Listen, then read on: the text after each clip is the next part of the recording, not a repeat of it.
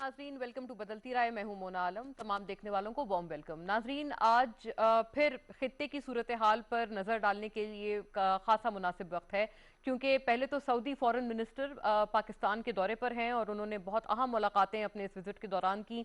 Chief of army staff से भी उनकी मुलाकात रही और वजीर आजम इमरान खान से भी वो मिले। मुकम्मल सपोर्ट नाजरीन सऊदी वजीर खारजा की तरफ से एक मरतबा फिर पाकिस्तान को अश्योर किया गया है और यकीन दहानी कराई गई है। और ये तमाम जो डेवलपमेंट है नाजरीन, इस एतबार से खासी अहम है कि इस वक्त खित्ते की सूरत हाल अनगिनत तब्दीलियों से गुजर रही है। और हैविंग सेड दैट, वजीर आजम का जो बैनुल अक़वामी मीडिया को दिया गया इंटरव्यू था वो भी खासा इस तनाजुर में इंपॉर्टेंट है, जहां पर उन्होंने कहा कि पाकिस्तान को ब्लेम नहीं किया जा सकता अमेरिका की तरफ से अफगानिस्तान की सिचुएशन के लिए, क्योंकि तालिबान की रिसर्जेंस को देखकर अमेरिका खासे पैनिक में नजर आता है और एक मरतबा फिर से पाकिस्तान पर मलबा डालने की कोशिश है। फिर हमारा जो time tested friend Saudi Arabia है, उन्होंने इन हालात में नाजरीन पाकिस्तान को एक मरतबा फिर अपना मुकम्मल सपोर्ट रीअश्योर कराया है। प्राइम मिनिस्टर इमरान खान से मुलाकात के दौरान उन्होंने जो सफरी पाबंदियां हैं पाकिस्तानियों के लिए उनका जिक्र किया, क्योंकि कोविड के होते हुए जिस तरह से इन पाबंदियों में इजाफा हुआ था और जो मुश्किलात सामने आई थी, उनका कोई अजाला हो। अब होपफुली ये कि इसके क्या रिजल्ट्स होंगे ये देखना हमें है, अब ये वक्त ही बताएगा। तो इस हवाले से भी प्राइम मिनिस्टर ने बताया सऊदी वजीर खारजा को। और जो बैनुल अक़वामी सतह पर नाजरीन ये तमाम जो डेवलपमेंट्स हैं अपनी जगह पर हैं, खित्ते की सूरत हाल इस वक्त अटमोस्ट इंपॉर्टेंट है। एक तो इस सूरत हाल के पेश नज़र जो ये अश्योरेंस है इसको हम लोग रीआइटरेट कर रहे हैं, और दूसरी बात ये नाजरीन कि पॉलिटिकल सेटलमेंट जिसकी बात हर कोई करता आया है अफगानिस्तान में, वो अभी भी खासी दूर दराज नजर आती है। इसकी क्या वजह है, और क्या ये जो जो रीजनल पार्टनर्स हैं या जो हमारे दोस्त ममालिक हैं जैसे सऊदी अरेबिया है या चीन है, इनकी ये जो रीअश्योरेंस हमें इस बड़े क्रिटिकल वक्त में और क्रूशल वक्त में मिल रही है, जब एक फैसला कुन मराहिल में खास तौर पर अफगानिस्तान में मामलात हैं, तो क्या इनकी ये जो हमारे टाइम टेस्टेड दोस्त ममालिक हैं या जो हमारे एलाइज हैं, इनकी ये अश्योरेंस क्या हमारे लिए एक एक कुशन साबित हो या फिर हमारे लिए एक फ्रेश ब्रीदर साबित हो? ये एक ज़रूरी पहलू है जो कि आज हम लोग जिस पे रोशनी डालना चाहेंगे अपने पहले सेगमेंट के तहत। इस पूरे एक पहलू पर बात रहेगी, और साथ साथ ये कि ये जो सऊदी वजीर खारजा का दौरा है आगे आने वाले क्या प्रोस्पेक्टिव्स को सामने लाता है हमारी डिप्लोमेसी में भी, ये भी एक एस्पेक्ट है जो कि हम लोग इसी पहले सेगमेंट में इसी तसलसल में उसको डिस्कस करेंगे और इस पर रोशनी डालेंगे।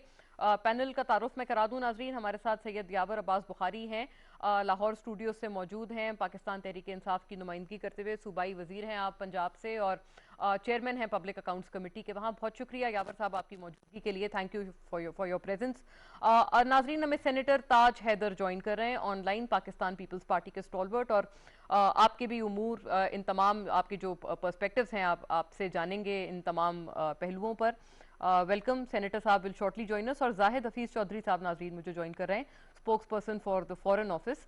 अगले सेगमेंट में जब हम इक्तिसादी और मुआशी सूरत हाल का रुख करेंगे तो उस पर हमें डॉक्टर आबिद कयूम सुलेरी ज्वाइन करेंगे ऑनलाइन, उनसे हमारी सेकंड सेगमेंट में बात रहेगी।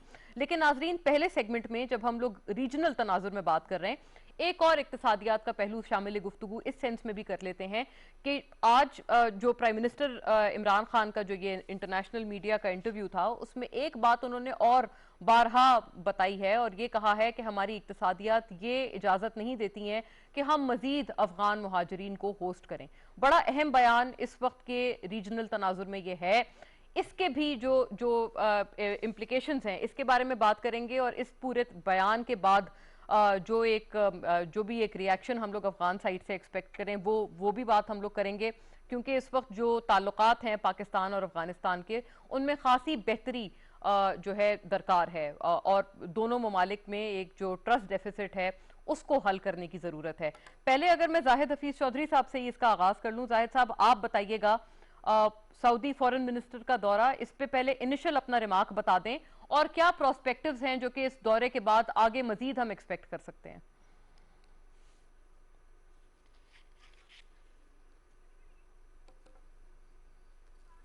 जी जाहिद साहब।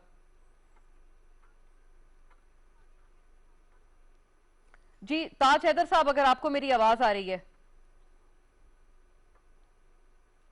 Senator Taj Haider, if you are with me. Right Nazreen, ये ज़ाहिर है इन तमाम एस्पेक्ट्स पर हमने बात करनी है, और जो ख़ास तौर पर इक्तिसादियात है उसके हवाले से बात होना इस सेंस में ज़रूरी है कि चूंकि एक तवील अरसे से पाकिस्तान अफगान मुहाजिरीन को बड़े ब्रदरली मैनर में होस्ट कर रहा है, और यकीनन ये बात एक फैक्ट ऑफ द मैटर है कि हमारे पास इस वक्त इक्तिसादियात हमारी ये मजीद हमें इजाज़त नहीं देती कि इस तरह का मजीद कोई बोझ हमारी इकोनॉमिक पूरी इस डायनामिक्स पर पड़े। यावर अब्बास बुखारी साहब, अगर आपको मेरी आवाज़ पहुंच रही है तो आप अपना इनिशियल रिमार्क मुझे इस बात पर बता दें।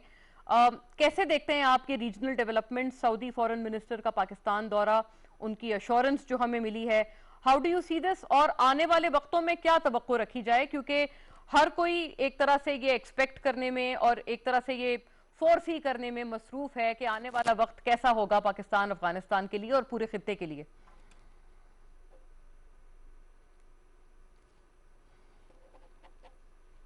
यावर यावर साहब। बिस्मिल्लाहिर्रहमानिर्रहीम, अल्लाहुम्मा सल्ली अला मुहम्मद व आले मुहम्मद वाजिल फरजहुम। सबसे पहले तो Saudi foreign minister Prince Faisal का पाकिस्तान में आना और जिस तरीके से बायलैटरल टॉक्स हुई हैं, ये बड़ा खुशाइन है। सऊदी अरेबिया हमेशा से हमारा one of the strongest ally रहा है, और इसके ऊपर हमारे differences of opinion Saudi Arabia के साथ हो सकते हैं। एक चीज़ को वो एक तरीके से अप्रोच करना चाहते हैं, हम दूसरे तरीके से अप्रोच करना चाहते हैं, लेकिन कन्वर्जेंस जहाँ पे हम लोग हमारे ख्यालात मिलें और जो हमारा हदफ है उसके ऊपर हम एक सोच रखें, तरीक़ेकार में फ़र्क हो सकता है। लेकिन ये दिमाग में ज़रूर रखें कि सऊदी अरेबिया मुसलमान दुनिया में हमारा तकरीबन सबसे मजबूत हमारा साथी रहा है। उसने हर मौके पे हमारी मदद भी की है। हम पाकिस्तान में रहते हुए तवक्को उनसे कर सकते हैं कि हम हमारे साथ और बेहतर तरीके से सलूक किया जाए, हमारे और लोगों को एब्जॉर्ब किया जाए, क्योंकि हमारी एक जो वाबस्तगी है मक्का और मदीना शरीफ के हवाले से, वो तो एक हमारी है ही है। लेकिन सऊदी अरेबिया के साथ हम लोगों का कोई आज से ताल्लुक़ नहीं है। ये कोई 70-80 साल का, हमारा 70 साल का एक ताल्लुक़ है कि जहाँ पे हमारी रिलेशनशिप बेहतर ज़रूर हुई है। हमारे साथ जो बदकिस्मती है कि मुसलमान दुनिया के जो मजबूत तरीन जो मुल्क हैं सऊदी अरेबिया और ईरान, उनकी आपस में नहीं बनती और हम बीच में फंस जाते हैं। लेकिन उस चीज़ को भी रिजॉल्व करना ज़रूरी है, क्योंकि एक हमारा पड़ोसी है जिसको हम हटा नहीं सकते, और दूसरा हमारा पड़ोसी ना होने के बावजूद हमारा दोस्त है। इन दोनों की अगर सुलह हो जाए तो पाकिस्तान के लिए एक सोने पे सुहागा होगा, और ये करना ज़रूरी है। जो Saudi foreign minister Prince Faisal ने जो बात की है कि एक वो सपोर्ट के जिसके बारे में शक ना किया जाए, हम वो सपोर्ट पाकिस्तान को देंगे, सिक्योरिटी के हवाले से और इकोनॉमी के हवाले से, जो बहुत बड़ी बात है, बहुत अच्छी बात है। और हमें ये रीअश्योरेंसेस चाहिए, क्योंकि अभी हमारी इकोनॉमी राय रास्त पे चल पड़ी है। हमारी आज आईएमएफ की जो मैंने एक रिपोर्ट पढ़ी थी, जिसके अंदर आईएमएफ ने बोला है कि पाकिस्तान की इकोनॉमी तकरीबन 4% उसकी ग्रोथ रेट रही है पिछले साल में। जो पीटीआई की हुकूमत कहती रही, जो स्टेट बैंक कहता रहा, उसी का आज आईएमएफ ने भी इतराफ़ कर लिया है। तो ये एक बहुत खुश आइन बात है। हमारे देखें 20 लाख लोग सऊदी अरेबिया में काम करें, इससे ज़्यादा कर रहे हैं, कम नहीं कर रहे हैं। तो हमको सऊदी अरेबिया हमारा एक बहुत वैल्यूबल पार्टनर है। 7 अरब डॉलर सऊदी अरेबिया से हमारे पाकिस्तानी बहन भाई हमें भेजते हैं वापस पाकिस्तान, और ये सबसे बड़ा चंक है जो फॉरेन रिमिटेंस होती है पाकिस्तान में। तो हमने सऊदी अरेबिया को एक स्पेशल पोजीशन भी देनी है। हमने एक ख़ास ख्याल करना है सऊदी अरेबिया का, सिर्फ से इस हवाले से नहीं कि वो हमारे साथ खड़ा हुआ है। अभी सऊदीया हमारे लिए क्या कर सकता है, हम सऊदीया के लिए क्या कर सकते हैं, ये वो बातें हैं कि जो हम दोनों अपने अपने इंटरेस्ट में चाहते हैं। हम जहां पे मुश्तरका सोच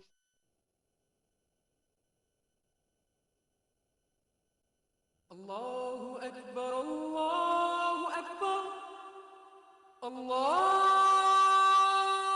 अकबर, अल्लाहु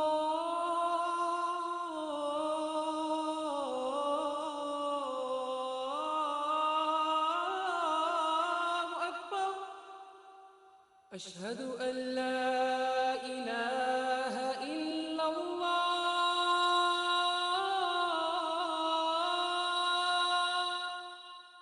अशहदु अल्ला इलाहा इल्लल्लाह,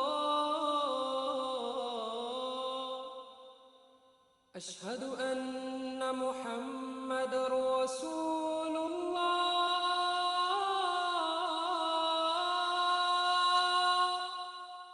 أشهد أن محمد رسول الله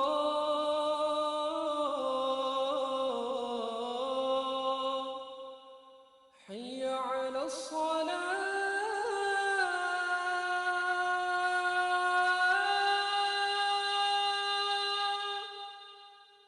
حي على الصلاة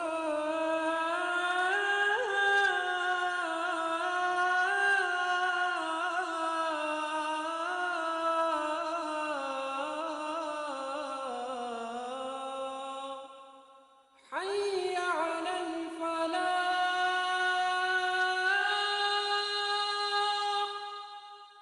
حي على الفلاح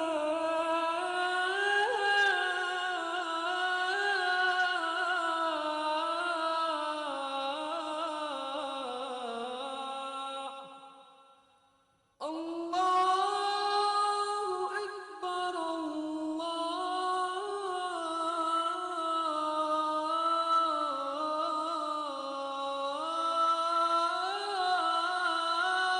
أكبر لا إله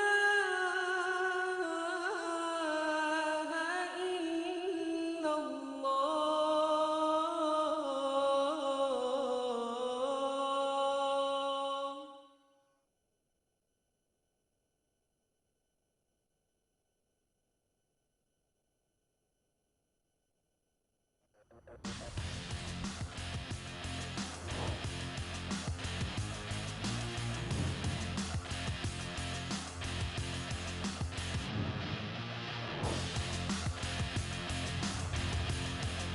है वो।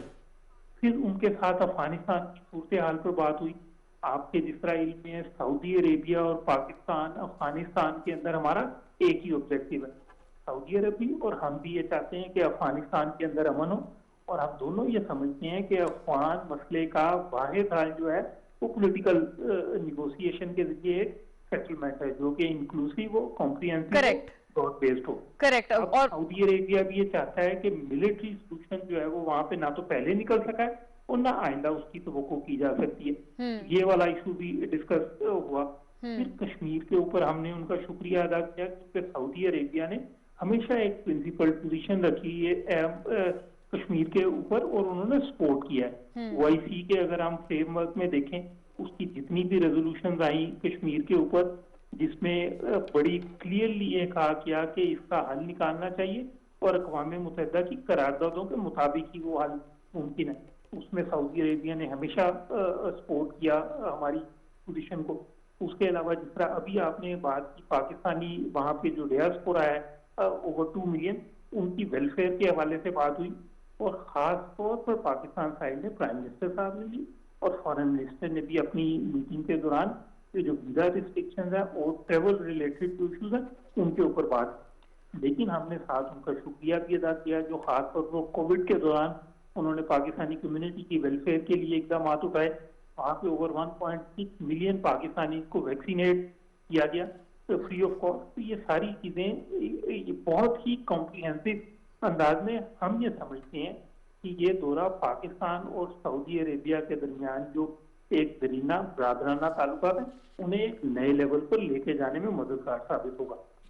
अच्छा जाहिद साहब, इतना भी ब्रीफली आप फरमा दें इसी कंटिन्यूटी में कि अफगानिस्तान का भी चूंकि आपने तस्करा किया है, पाकिस्तान अफगानिस्तान ये जो ताल्लुकात और यहाँ पर जो हमने एक खासा ड्रॉप देखा है इन रीसेंट टाइम्स, उसमें कोई नई पेशरफ्त या कोई इस किस्म की बात जिससे हम लोग प्रोबेबली एक रिवाइवल कर पाए अपने इन ताल्लुकात का, जो कि हमने सिलसिला अली खेल वाले पूरे इंसिडेंट के बाद एक देखा?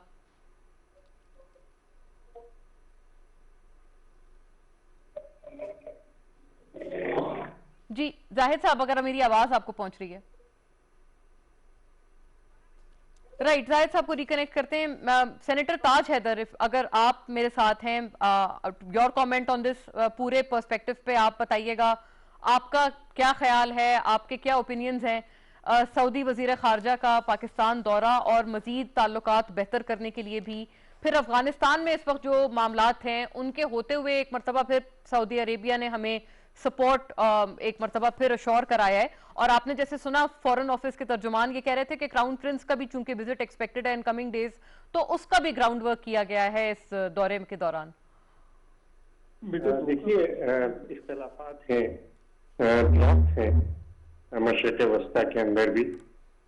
मतलब ईरान एक है और दूसरी तरफ ये सऊदी अरेबिया और कुछ गल्फ कंट्रीज हैं, कुछ गल्फ कंट्रीज दूसरे की तरफ हैं। तो हमें ये एहतियात करनी चाहिए कि हम किसी एक तरफ ना नजर आए, क्योंकि एक तरफ नजर आने में फिर एक तो ये कि उम्मत हमारी डिवाइड हो रही है, दूसरे ये कि हमारे जो इक्तिसादी मंसूबे हैं वो बहुत जो है हर्ट हो रहे हैं। फिर इस खित्ते के अंदर चाइना एक बहुत बड़ी पावर है और उसके स्टेक्स हैं। दूसरी तरफ अमेरिका यहाँ पे दखल अंदाजी कर रहा है। अफगानिस्तान के अंदर एक सिविल वॉर हो रही है जमहूरियत और मजहबी इंतहा पसंदी के दरमियान। तो अब हम किस साइड पे जाएंगे और क्या करेंगे? मेरे ख्याल से हमें इसमें ज्यादा साइड्स में हमें कोशिश यही करनी चाहिए कि ये सिविल वॉर कत्लो गारत ये खत्म हो और दोनों साइड्स को हमें ये बताना चाहिए कि भाई हम अमन चाहते हैं और अफगानिस्तान का अमन हमारे लिए बहुत अहम है। दुरुस्त। और उसके लिए फिर ये कि मजहबी इंतहा पसंदी के फैलने का जो खतरा है पाकिस्तान के अंदर और दहशतगर्दी का, उसकी तरफ भी हमें ध्यान देना है कि कहीं हमारे यहाँ और हमारे अगर 70,000 लोग शहीद हो चुके हैं और जख्मी हो चुके हैं, तो हमें ये पता होना चाहिए कि इनको कौन शहीद कर रहा है और क्यों शहीद कर रहा है, हमसे क्या गलती हुई है जो हमारे बच्चे मारे जा रहे हैं। ये चीजें जो हैं, अब उसने शाह महमूद कुरैशी साहब सेनेट में कि नहीं जनाब अफगानिस्तान में अमन हो जाएगा, फिर टेपी की पाइपलाइन आएगी, टेपी की पाइपलाइन को हम ग्वादर तक ले जाएंगे और फिर ग्वादर में तरक्की का दौर आएगा। फॉरेन मिनिस्टर इस चीज को नजरअंदाज कर रहे हैं कि पाइपलाइन ग्वादर से 90 किलोमीटर पे पहुंच चुकी है और हम अगर उसको आगे ले आए और कोस्टल पाइपलाइन बना लें तो वो जो ख्वाब देख रहे हैं कि अफगानिस्तान में अमन के बाद पाइपलाइन पड़ेगी, वो 6 महीने में पूरा हो सकता है। बिल्कुल बिल्कुल। ये तो सर ये बहुत सारे इस किस्म के मंसूबे हैं जो कि हम लोग अगर गालिबन इंशाल्लाह ये कि अमन आ जाए अफगानिस्तान में तो उस कयाम के बाद हम आगे बढ़ पाए। ईरान गैस की पाइपलाइन 90 किलोमीटर तक आ गई है। जी करेक्ट। और वो 10 साल हो गए उसको आए हुए। हाँ, बल्कि तो सर वो जो अमेरिकन प्रेशर के तहत पिछली हुकूमत भी और ये हुकूमत भी वो कंप्लीट नहीं कर रही है। यहाँ आपके इस तरीके के मफादात हो और उसकी वजह से जाहिर है कि ईरान इस पे ज्यादा खुश नहीं होगा।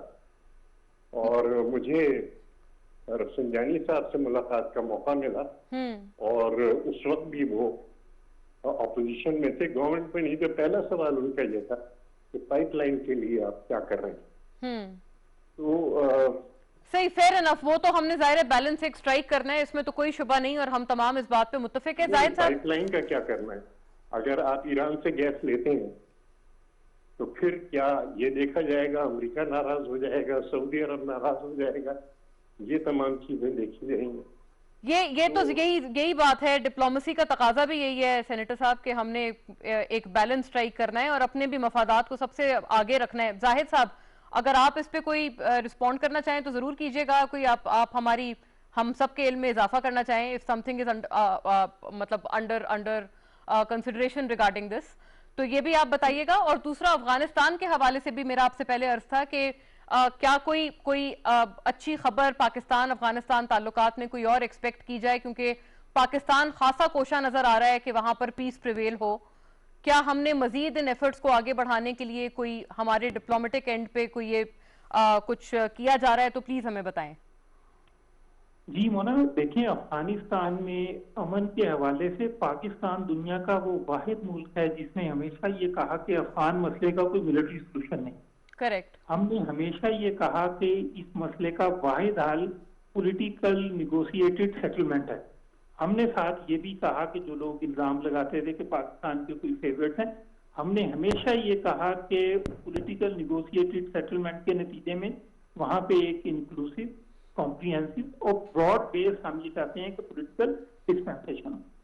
अब हमने ये जो मौकफ हमारा कंसिस्टेंट मौकफ रहा, आज पूरी दुनिया उस मौकफ को मानती है।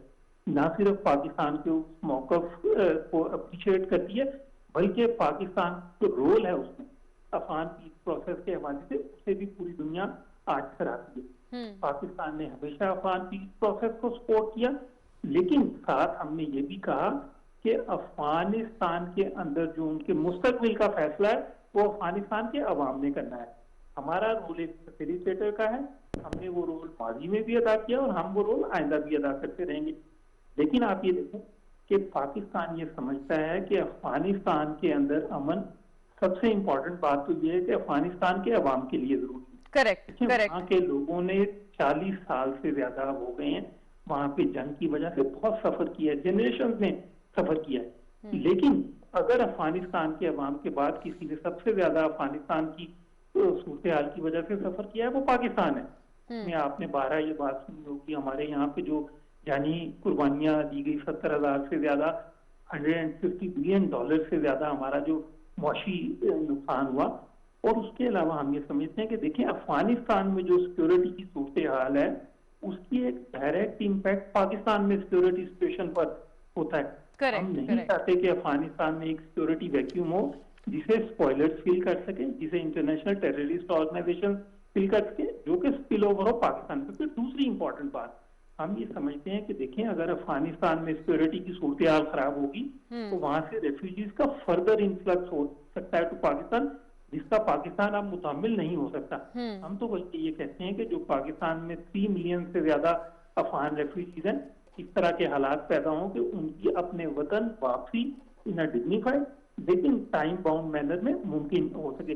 फिर तीसरी बात जो अभी सेनेटर ताज अदर साहब, जिनका मैं समझता हूँ कि बहुत ही गहरा मुशाहिदा है और उन्होंने बहुत नजर रखी हमेशा पाकिस्तान के फॉरेन पॉलिसी इश्यूज पर, जो रीजनल में हमारी ताल्लुकात है उन पर, तो उन्होंने भी बात की कनेक्टिविटी के हवाले से।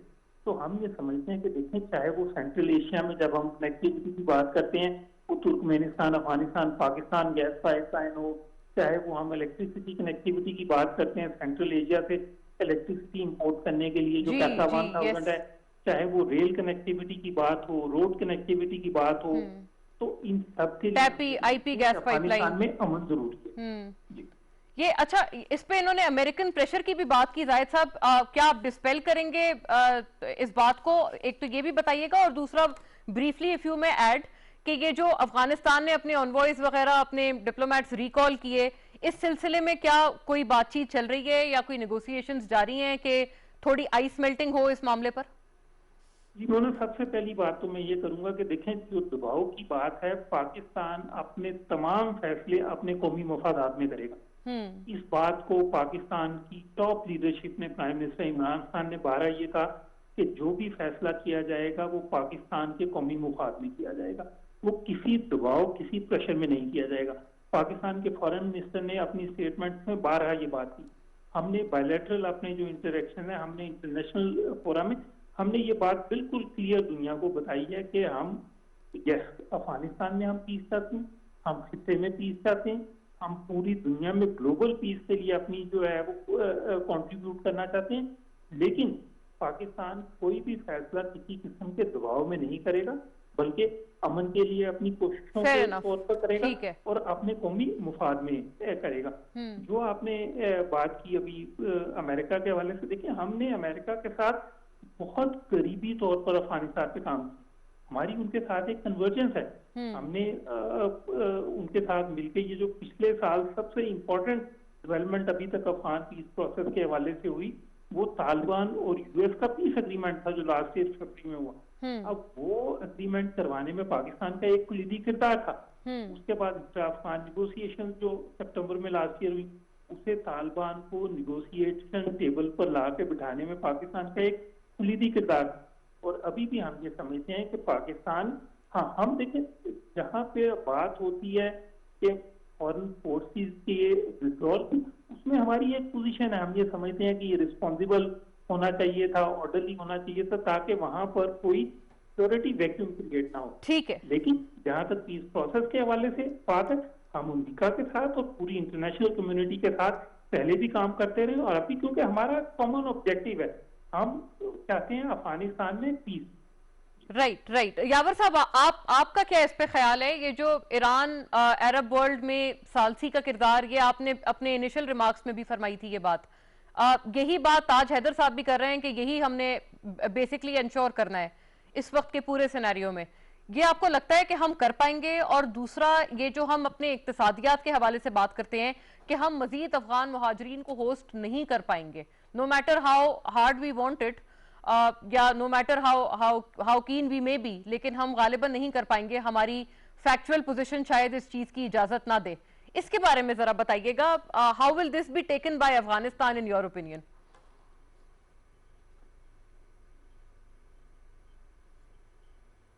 यावर साहब।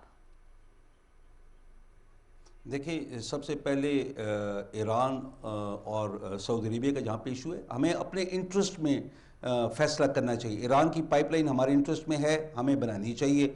उसके लिए जो ताज हैदर साहब ने बात की, बहुत सीनियर हैं और दुनिया ने देखी हुई है, इनकी नज़र बहुत बारीकी में होती है।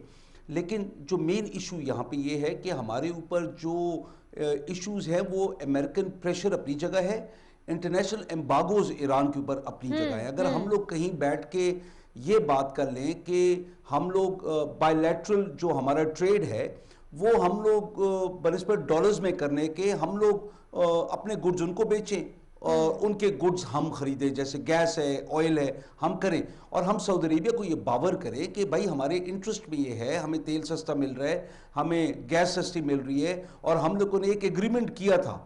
तो जो भी दुनिया की चीजें हैं, क्या इंडिया ईरान से नहीं खरीद रहा था जस्ट बिकॉज उनकी इकोनॉमी स्ट्रांग थी, ये मिसाल कोट की जाती है कि क्या भारत तो ये ईरान सारी से नहीं खरीद मफाद रहा की था तमाम जंग है सैंक्शंस के बाद? जो अमेरिका दुनिया के ऊपर जब प्रेशर डालता है, और अभी खुदा की फजलो करम से हम लोग बहुत हद तक उस प्रेशर को बर्दाश्त भी कर रहे हैं।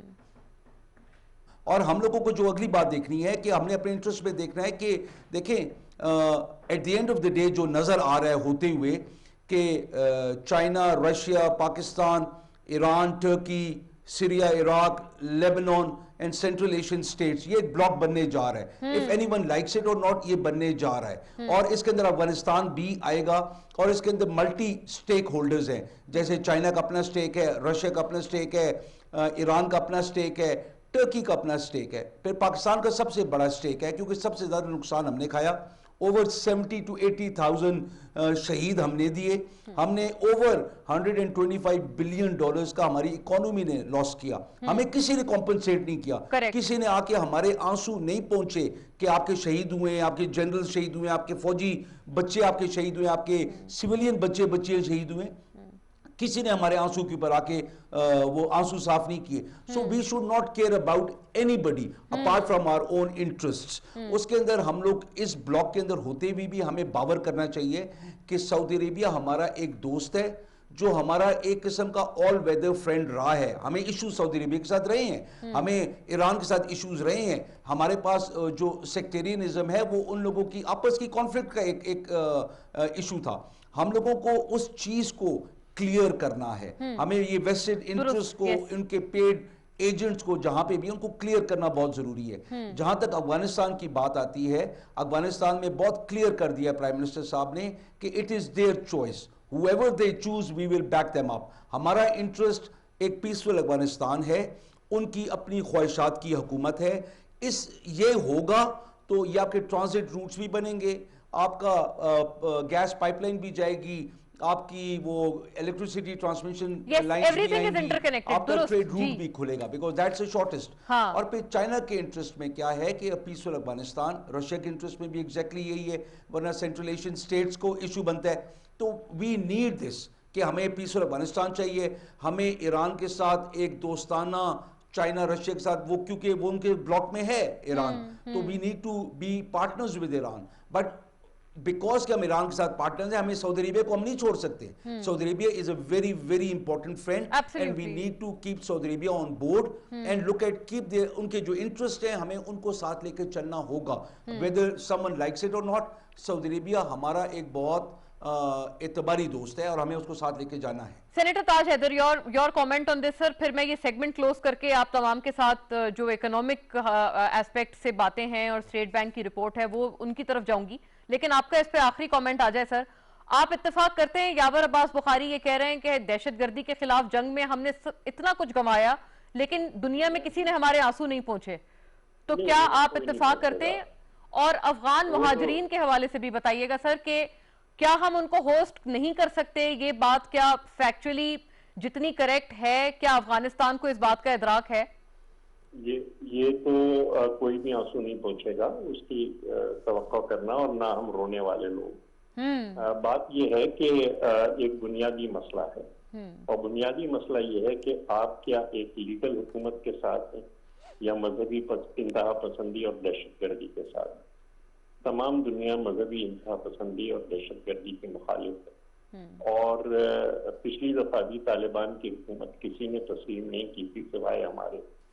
अब अगर चीन और सेंट्रल एशियन स्टेट, ईरान और बाकी रियासतें, रूस, ये मजहबी इंतहा पसंदी को टॉलरेट करने को तैयार हैं, और हम कहते हैं कि अफगान लोग जो चूज करें, चूज कैसे करें, बैरल ऑफ द गन से चूज करें या एक फ्री और फेयर इलेक्शन के जरिए चूज करें, बात सारी fair enough. Ji ji.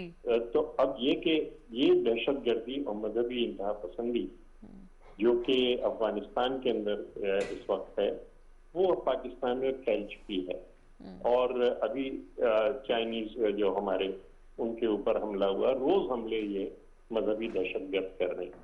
Now are we going to put up with this, और इनके प्रेशर में आके क्या हम ये डिमांड करें कि जी उनको हुकूमत में बिठाया जाए? और अगर हम ये करते हैं तो हम सारी दुनिया को अपना दुश्मन बना रहे हैं। Nobody is going to put up with religious extremism. Cases central Asia के अंदर भी हैं, चाइना में भी अभी बनाई है, रूस में भी बनाई है, वो सराउंड करके बैठे। अच्छा सर, एक if I may ask you, आप अभी जो बात कर रहे हैं बिल्कुल ये भी लेजिटिमेट है कि वहां पर अमनो अमान हो, तभी तो वहां के अवाम चूज कर पाएंगे अपनी जो भी जिनको वो मुंतखब करना चाहते हैं। हमारे दुआ करने से नहीं होगा। हाँ, this is exactly what I wanted to ask you sir, कि इसमें हमारी कितनी इन्वॉल्वमेंट होनी चाहिए? अमनो अमान कायम करने के लिए जो मुसल्ला लोग हैं, जो अफगान रियासत के खिलाफ हैं, जो इंतहा पसंद हैं, जो दहशतगर्दी सारी दुनिया में कर रहे हैं, हमें उनके खिलाफ कार्रवाई को सपोर्ट करना होगा अगर हम उसमें शामिल ना भी होते। इस वक्त जो परसेप्शन जा रहा है वो ये जा रहा है कि हम उनको सपोर्ट कर रहे हैं। अगर अब प्राइम मिनिस्टर ये कहते हैं कि जी उनको गवर्नमेंट में बिठाया जाए क्योंकि उनके पास गन है, तो ये एक बड़ा गलत मैसेज महज़ब दुनिया को जा रहा है और इलाके के मुल्कों को जा रहा है। हिंदुस्तान बड़ी गहरी पॉलिसी चल रहा है, आप उनसे ये ना तवक्को करें। उन्होंने अफगान हुकूमत को हथियार सप्लाई किए, हम उस पर चिल्लाने लगे कि क्यों? एक लीगल हुकूमत को उन्होंने किए हैं इंतहा पसंदों और दहशतगर्दों के खिलाफ। तो वो बड़ा लॉन्ग टर्म सोच रहे हैं और वो लॉन्ग टर्म अपना कर रहे हैं। मुशर्रफ साहब ने इनको तालिबान को रिकॉग्नाइज किया था, क्या हुआ? और इस वक्त अगर हम ये दुआ कर रहे हैं कि वो तालिबान कामयाब हो जाए, कितने दिन की कामयाबी होगी? और इस वक्त भी वो कामयाब होंगे या नहीं होंगे, बाकी दुनिया उन्हें कामयाब नहीं होने देगी। ये एक फैक्ट है कि मजहबी इंतहा पसंदी को अब दुनिया टॉलरेट नहीं करेगी। ये अच्छा यावर साहब, इस पे जरा जरूर रिएक्ट कीजिएगा क्योंकि एक बड़ा मुनफरिद व्यू पॉइंट है। आपने सुना सेनेटर ताज हैदर को, इस पे जरा रिएक्ट कीजिएगा।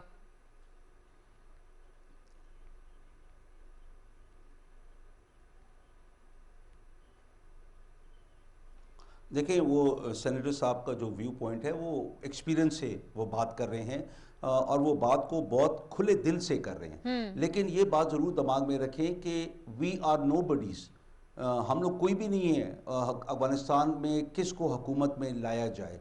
हम लोगों को अफगान लोगों पे छोड़ना चाहिए, वो चूज़ करें। और उसके अंदर अगर तालिबान आते हैं, वो चाहे हमें अच्छे लगते हैं कि बुरे लगते हैं, हमें फिर उनके साथ एक डिप्लोमेटिक रिलेशंस रखने पड़ेंगे, हमारे नेबर हैं।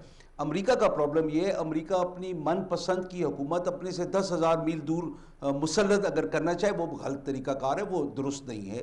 और उसके अंदर हमारी मुदाखलत किसी एक फरीक के साथ नहीं होनी चाहिए। हमें भी देखना चाहिए कि जब तालिबान मिसाल के तौर पे अगर नॉर्दर्न अलायंस या कारजाई साहब या जो भी हैं या तालिबान जो भी हुकूमत में आते हैं, हम लोगों को ये ज़रूर इनको एहसास दिलवाना है कि बिहेव योरसेल्व्स, आप कोई ऐसा काम ना करें जो दुनिया के नॉर्म्स से मुख्तलिफ है। अभी जो मौजूदा अफगान हुकूमत है, आप मुझे बताएं इनने क्या किया। इनने हिंदुस्तान के काउंसलर्स जगह जगह पे उनको इजाज़त दी, हमारे लोगों को इनने पीटा भी, इन लोगों ने हमारे खिलाफ हमें गाली गलोच भी दिए, ओपनली ये लोगों ने किया। तो मतलब हमारी हमदर्दियाँ इनके साथ चाहने के बावजूद भी नहीं हो सकती है, क्योंकि इनने पाकिस्तान को उस डगर पे खड़ा कर दिया जहां पे हम चाहे भी तो नहीं कुछ कर सकते। दूसरा जो आपका सवाल था, इसकी आखिरी बात यह कि हम लोग कोई भी नहीं है, अफगान लोग खुद चूज करें और हम फिर उनको सपोर्ट करें जो भी आ जाए। और दूसरी बात यह कि हम अफगान मुहाजिरीन को हम लोग यहाँ पे उनको रख सकते हैं कि नहीं रख सकते हैं। देखें, वो बड़ा खूबसूरत प्राइम मिनिस्टर साहब ने एक बात की थी, द ईरान मॉडल। उनको हम लोगों ने एक पाकिस्तान मॉडल हमने करके देखे, जिसके अंदर पाकिस्तान के अंदर बहुत सारी तबाही पेड एजेंट्स अफगानियों की शक्ल में आके और उन लोगों ने उनका नाजायज इस्तेमाल करके उस नेशनैलिटी का पाकिस्तान में अफगानियों को भी बदनाम किया और पाकिस्तान को नुकसान भी पहुंचाया। जो ईरान मॉडल है कि उनको एक एनक्लेव के अंदर पाबंद रखा जाए जब तक उनके हालात बेहतर नहीं होते। अगर हमने इनको हाउस करना है तो वो Iran model is the best model, जहाँ पे इनको वहाँ पे रखा जाए, उनको सारी सहूलतें दी जाएं। दुनिया की एजेंसीज मदद करती हैं कि नहीं करती हैं, फिर जो रीजनल कंट्रीज जो इफेक्ट हो सकती हैं उस सिचुएशन से हम सबको अपनी रिसोर्सेज पूल इन करनी पड़ेंगी और इनकी मेहमान नवाजी चाहे ना चाहे ह्यूमैनिटेरियन इशू के ऊपर हमें करनी पड़ेगी। और एक फिर मैं कहूँगा कि एक पीसफुल अफगानिस्तान वाहिद है और जो हमारा फ्यूचर है। जो ताज हैदर साहब ने वो बात की, अच्छी बात की कि कोई आंसू पोंछने नहीं आता है, वो एक महारत और हम रोते भी नहीं है, उन्होंने ये भी कहा हमें किसी से आंसू नहीं साफ करवाने, लेकिन कोई तो आगे खड़ा होता है कि यार आपने इतनी बड़ी रिस्पॉन्सिबिलिटी ली हुई है, 6 मिलियन अफगान रेफ्यूजीज को रखा हुआ है, ये प्रॉब्लम्स हो रहे हैं, तो हम आपके साथ खड़े। हमें एन उस वक्त पे जब हमें जरूरत होती है, हमें छोड़ के अमेरिका चला जाता था, हमेशा हमारी पीठ के अंदर छुरा खोपा उनने और हमें नुकसान दिया। हमें फायदा भी बड़ा दिया, लेकिन हमें नुकसान ऐसे जंक्चर्स पे दिया जहां पे हमारी इकोनॉमी नीचे गई। हमें मुझे इजाजत दीजिएगा यावर साहब, मैं तो एक अच्छा दोस्त हरकतें नहीं करता और बिल्कुल बड़े अच्छे भी उनके लिए है ना, बड़े अच्छे कि आप सबकी तरफ से ये इनपुट्स आए हैं कि अगर सख्त तरीन ऑब्जर्वेशंस जैसे सेनेटर ताज ने दी रिगार्डिंग द तालिबान, तो उतनी सख्त ऑब्जर्वेशंस अफगान गवर्नमेंट के बारे में भी हैं, जिनका यावर साहब ने भी राइटली पिन पॉइंट किया। फौरी नाजरीन, अगले मौजू का रुख करते हुए स्टेट बैंक ऑफ पाकिस्तान की मॉनेटरी पॉलिसी की अनाउंसमेंट, 7% पर रेट को अनचेंज रखा गया है, 3.94% ग्रोथ। और इन्फ्लेशन के हवाले से नाजरीन मंथ ऑन मंथ बेसिस पर यह बताया गया है कि फिगर्स के मुताबिक कमी वाक़ई हुई है। अप्रैल में ये इन्फ्लेशन का जो प्रेशर था वो 9.7% था और जून का जो फिगर आया है वो 8.9% है। यकीनन बहुत बहुत बेहतरी की इसमें गुंजाइश है, होनी भी चाहिए, और इन्फ्लेशनरी प्रेशर जितना कम हम कर सकते हैं उतना हमारे हक में है। लेकिन जो मंथ ऑन मंथ बेसिस पर जो कमी वाक़ई हुई है उसको स्टेट बैंक ने स्टेट किया है। पेंडेमिक सपोर्टिव मॉनेटरी पॉलिसी दी गई है। करंट अकाउंट डेफिसिट जो कि बढ़ा है इन द रीसेंट मंथ्स, उसके हवाले से उन्होंने कहा कि सीजनल फैक्टर्स ज्यादा रिस्पॉन्सिबल थे। और आईएमएफ की नाजरीन रिपोर्ट को इसी कंटिन्यूटी में, इसी तनाजुर में डिस्कस करना इसलिए जरूरी होगा क्योंकि उन्होंने भी हमारे लिए यानी पाकिस्तान के लिए जो उनका जीडीपी ग्रोथ का फोरकास्ट था या जो उनकी प्रोजेक्शन थी उसको अपवर्ड रिवाइज किया है। यानी कि ये एक तरह से एक एक्सेप्टेंस है या एक एक्नॉलेजमेंट है जो कि हमें आईएमएफ की तरफ से regarding our GDP growth rate दी गई है। लेकिन बहरहाल जो ग्लोबल नाजरीन उनका फोरकास्ट है वो अभी तक वहीं पर है, यानी कि 6% की उन्होंने मौजूदा साल में ग्रोथ रेट का फोरकास्ट दिया है और अगले साल के लिए 4.9%। नाजरीन, इस सेगमेंट में यावर अब्बास बुखारी साहब हमारे साथ हैं ही, सेनेटर ताज हैदर भी ऑफ कोर्स हैं, और अब जाहिद हफीज चौधरी साहब जो हमारे साथ पहले सेगमेंट में थे, very thankful for his inputs. लेकिन अब हमें डॉक्टर आबिद सुलेरी ज्वाइन कर रहे हैं, senior economist, executive director SDPI। Welcome on board doctor Abid Suleri, हमारे साथ बजरिया स्काइप मौजूद हैं, और उनसे भी ज़ाहिर है इन तमाम अमूर पे हम लोग रेलिवेंटली बात करेंगे। लेकिन ताज हैदर साहब, इफ आई में आस्क यू फर्स्ट, आप जरा इस पे हमें पहले बता दें क्या ख्याल है आपका, एक ब्रीफ आपका कमेंट आ जाए। ये इकोनॉमी के हवाले से 7% का मॉनेटरी पॉलिसी रेट जो इस वक्त डिस्काउंट रेट रखा गया है अनचेंज्ड है, और इन्फ्लेशन के हवाले से कुछ कमी वाकई हुई है। ओवरऑल इस पे आपका क्या रिमार्क है? देखिए, अगर IMF ने हमें सर्टिफिकेट दे दिया है तो जहन्नुम में जैसे कि भाई इसको लोग ये जो उल्टी सीधी बातें करते रहते हैं, IMF का सर्टिफिकेट मिल गया बस फिर हर चीज ठीक है। देखिए, दो चीजें हैं, एक तरफ IMF है, दूसरी तरफ पाकिस्तान के अवाम है। एक तरफ प्रॉफिट्स हैं, दूसरी तरफ वेजेस हैं। जब तक के और एक तरफ अमीर है, दूसरी तरफ गरीब है, जब तक ये गैप कम नहीं होगा, जब तक कि इन 22 करोड़ की बाइंग पावर नहीं बनेगी, उस वक्त तक आप इकोनॉमी को नहीं उठा सकते। Economic growth is meaningless. यहाँ तक मॉनेटरी पॉलिसी का सवाल है, इस वक्त बाकी दुनिया के अंदर 1% और 1.5% रेट है, आप 7% पे रखे हुए हैं, तो इन्वेस्टमेंट जो है वो बाकी दुनिया की तरफ जाएंगे, हमारी तरफ नहीं आएंगे। दूसरी ये कि मुल्क के अंदर मल्टीपल इंटरेस्ट रेट, 3% चार्ज कर रहे हैं, कहीं आप 1.5% चार्ज कर रहे हैं, कहीं आप 12% इतना चार्ज कर रहे हैं। ऐसे में होता यह है कि लोग जो कम रेट वाले लोन्स हैं वो लेके बजाय इसके कि उसको खर्च करें, वो उधर डाल देते हैं, यहाँ 10% या 12% मिल रहा है। तो आपको एक यूनिफॉर्म रेट चाहिए जो किसी को फैसिलिटीज देना चाहते हैं। जैसे कि मैंने हुकूमत सिंध को कहा है कि भाई 500 मजदूर अगर कोई इंडस्ट्री लगाती है अपने यहाँ, आप फ्री न जमीन, ये जो बिल्डिंग्स हमारी खड़ी हुई है, 8000 इंडस्ट्री इस वक्त बंद है। इन बिल्डिंग्स को, जमीन को कि जो फंसी हुई है और नॉन प्रोडक्टिव हो गई है प्रोडक्टिव से, उसको कैसे प्रोडक्शन में लाया जाए। करेक्ट, इसका करेक्ट। तरीका यही है कि आप इंटरेस्ट रेट को गिराएं अगर आप डेवलपमेंट चाहते हैं, इंटरेस्ट रेट को गिराएं। अगर आप इन्फ्लेशन चाहते हैं, बेरोजगारी चाहते हैं, तो इसको यही 7% पर रखें। डॉक्टर आबिद सुलेरी, सर्टिफिकेट मिल गया, आप क्या परवाह है। Doctor Abid Suleri, your view please.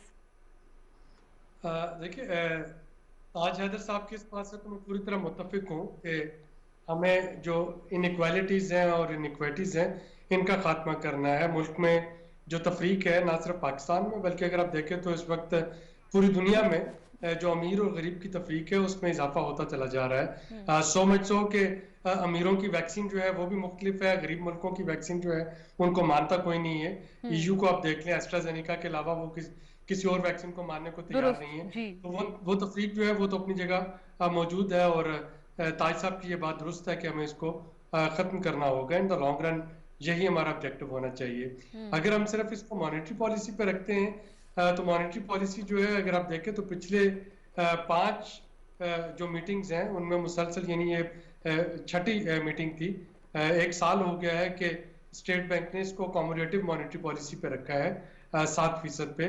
इस दफा लोगों का शायद थोड़ा सा कंसर्न था कि हो सकता है कि चूंकि महंगाई में इजाफा हो रहा है तो स्टेट बैंक उसका उज़र बना के इसमें कुछ इजाफा ना कर दे। लेकिन चौथा जो वेव है इस वक्त कोविड की, इंडियन वेरिएंट या डेल्टा वेरिएंट, आप उसकी वजह से स्टेट बैंक ने इसको फ्लेक्सिबिलिटी जो है अभी भी मॉनेटरी पॉलिसी को बरकरार रखा, और उन्होंने साथ में ये भी कहा है कि इन द मीडियम टर्म अगर इसमें इजाफा करना हुआ शरह सूद में तो उसको ग्रेजुअल किया जाएगा, अब्रप्ट इजाफा नहीं होगा। यानी एक किस्म की उन्होंने सर्टेनिटी देने की कोशिश जो है वो की है।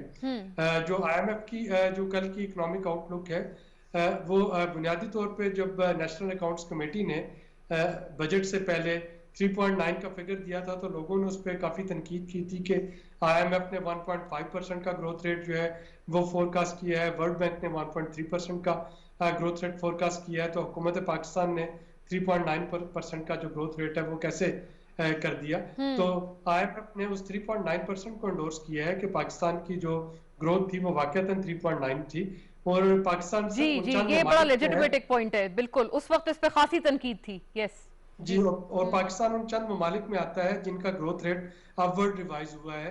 इंडिया का ग्रोथ रेट IMF ने 3% उसको डाउनग्रेड किया है। पाकिस्तान है, ब्राजील है, उसका 1.6% इम्प्रूव किया है। तो ये आपकी डायनामिक्स और ये बता रही है कि पाकिस्तान की जो पॉलिसी थी, स्पेशली स्मार्ट लॉकडाउन की पॉलिसी, उसने पे ऑफ किया, और उसकी वजह से इकॉनमी का पहिया जो है वो चलता रहा। हमने वो इंडिया की तरह कर्फ्यू नहीं लगाया या बाकी ममालिक की तरह बिल्कुल लॉकडाउन में नहीं चले गए, क्योंकि हमारे पास इतने रिसोर्सेज नहीं थे कि हम मुकम्मल लॉकडाउन करके लोगों को घर बैठे फिस्कल स्टिमुलस दे सकते। तो उसके नतीजे में इकॉनमी का पहिया चलता रहा, और अब गोइंग फॉरवर्ड पाकिस्तान हुकूमत का भी स्टेट बैंक 4 से 5% कह रही है कि ग्रोथ होने की तवक्को है। IMF जो है वो 4% कह रही है। अगर आप बजट को देखें तो वो भी 4% से ऊपर है। तो इंशाल्लाह अगर ये कोविड की नई लहर जो है ये कंटेन करने में हम कामयाब हो जाते हैं, तो मेरा ख्याल है कि एटलीस्ट मैक्रो इकॉनमी जो है वो ग्रो करती नजर आएगी। ताज साहब का पॉइंट बड़ा जस्टिफाइड है कि अब उसके सम्राट को अवाम तक कैसे पहुंचाना है, उसके लिए अलग पॉलिसीज वज़ा करना होगी। ठीक है, ये खासी एक बात है। असल यही बात है कि डिसाइसिव अब हमारे लिए कोविड कंट्रोल होगा। यावर साहब, 7% पर सरमायाकारी नहीं आएगी, ये ताज साहब का व्यू है, और आपने आबिद सुलेरी साहब को भी सुना। इस पे खासी तनकीद हुई थी जब पाकिस्तान ने अपनी ग्रोथ रेट के हवाले से जो फिगर्स थी वो रिवील की थी, बिलखुसूस अपोजिशन की तरफ से।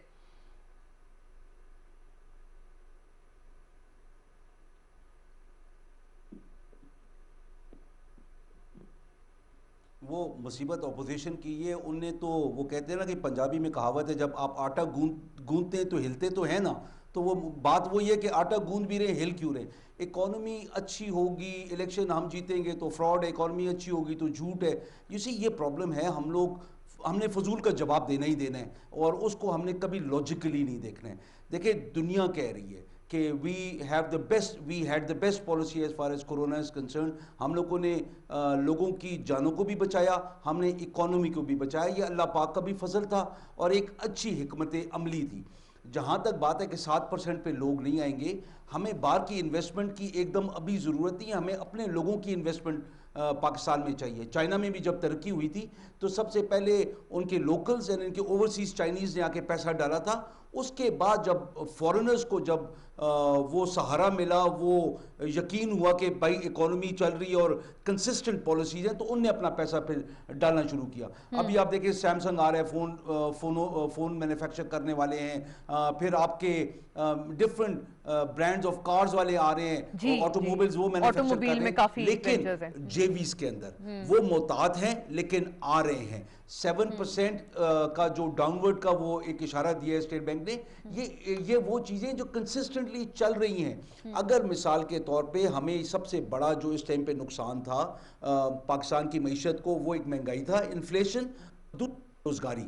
ये दोनों दुनिया के ट्रेंड्स हैं। इस वक्त दुनिया में कई जगह 40% आइटम्स के ऊपर इन्फ्लेशन थी। पाकिस्तान तो फिर भी खुदा का शुक्र है कि बचा रहा बहुत हद तक, हम कवर्ड रहे। हमारी रिकॉर्ड क्रॉप्स हुए हैं, हमारी इंडस्ट्रियल प्रोडक्शन बहुत बढ़ी है, हमारी एक्सपोर्ट्स बहुत बढ़ी हैं, हमारी फॉरेन रिमिटेंस रिकॉर्ड आई है, हमारा एक्सपोर्ट रिकॉर्ड हुआ है। तो ये चीज़ें दिखा रही हैं इकॉनमी का वो स्ट्रेंथ ठीक है, उनका डायरेक्शन ठीक है।